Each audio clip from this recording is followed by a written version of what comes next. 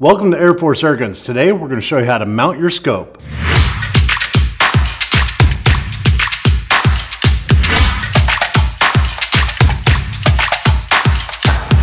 When mounting your scope on your Airforce Airgun, it's always good to remember eye relief. You want to have about 4 inches of eye relief when mounting your scope. So let's say your cheek and your eye end here. You want to make sure there's enough gap so you can actually get a true sight picture. So what this does, by holding your scope in position, you could take your rings before you tighten them down and go ahead and slide them onto the dovetail. Go ahead and move them into place. This will get you a basic idea of where you want it to land. You can always do the fine adjustment after you get your scope tightened down. So what you'll do is hold it in place, and remember that right about here, the point of the gun is your 4-inch mark from your eye.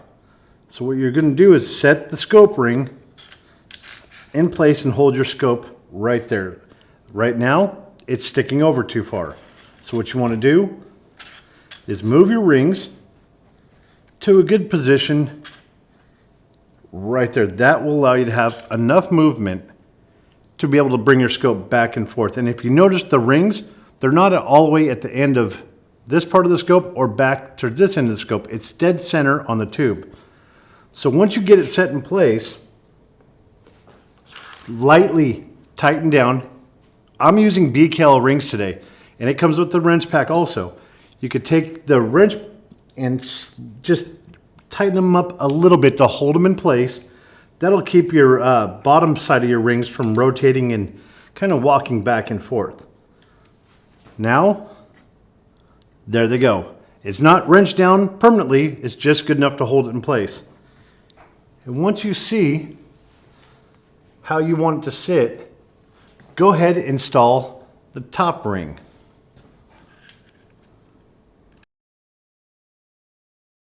All right, at this point, we're putting the final screw into the scope rings, and you'll notice that the scope is slid back a little bit. So before I tighten it down, I'm going to find that happy medium. That's why you try to center them on the tube, where you can adjust and move this to a certain point. So that's where I want the stopping point. I want to go ahead and tighten it up just a little bit. And I did something to show you right here. See the gap that's in between these two scope rings? This is done incorrectly, and I did that for a reason. When you're tightening down your scope rings, you want to do it in a pattern back and forth so it evenly brings the scope rings down. If you squeeze this side too tight and this one's open, it'll put a little torque on the scope, and sometimes it's difficult to actually sight it in. So what you want to do is, once this gap is set like this, loosen up the opposite side and try to count the rotations and how many threads you go in. So that's about right. This one I actually need to loosen. And while holding your scope in place,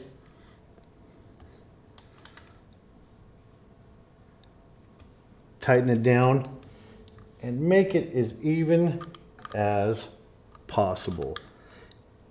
And you don't need to over torque these. Just a little bit of love goes a long way.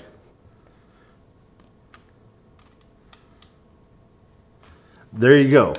Now your eye relief should be perfect at 4 inches. And when I'm saying eye relief, if you put your eye up to a scope and you can see the whole picture, start moving the scope away from your face till you start to see a little black ring on the inside of the glass. Once you start noticing a black ring that's too far, bring it back so you have a full eye picture, and that is the eye relief on a scope. Now, let's go a step further and show you how to correctly align your scope. Now that you have mounted your scope, it's time to level it.